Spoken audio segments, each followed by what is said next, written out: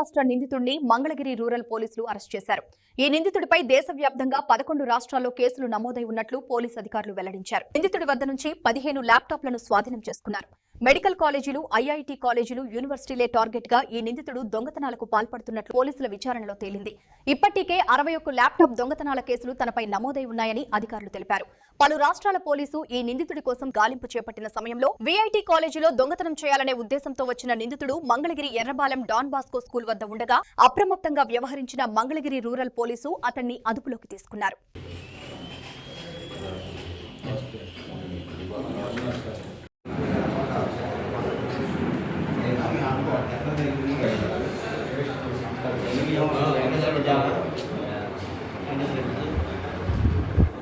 చాలా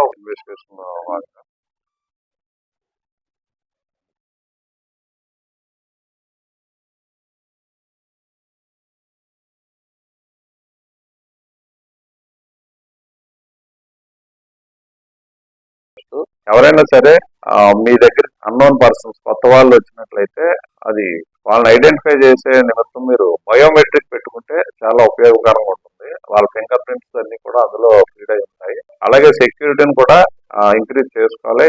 ఎవరన్నా స్టూడెంట్స్ కాలేరు, ఆ క్లాసులకు వెళ్ళిపోయిన సమయంలో కానీ వచ్చినట్లయితే వాళ్ళ హాస్టల్స్కి వెళ్తున్నాం అంటే వాళ్ళ సెక్యూరిటీ వాళ్ళు ఎవరో ఒకరు వాళ్ళతో పాటు ఫాలో అవ్వాలి. ఫాలో అయ్యి మళ్ళీ అతను బయటకు వెళ్ళేటప్పటి వరకు కూడా ఉంటే అది కరెక్ట్. లేదు అనుకుంటే వీళ్ళు ఏదన్నా వాళ్ళకి ఒక టైం పెట్టి స్టూడెంట్స్ ని ఆ వెయిటింగ్ రూమ్ ఎక్కడో చోట వాళ్ళు వచ్చేటట్టు వీళ్ళు కూడా అక్కడే మాట్లాడుకునేటట్టుగా అరేంజ్ చేయాలి. అలా కాకుండా ఎవరిని పడితే వాళ్ళని లోపలికి అలౌ చేసినట్లయితే ఈ విధంగా దొంగతనాలు జరగడం అవకాశం ఉంటుంది. ఒక్కోసారి ఇంకా అంటువాడి కూడా జరగడం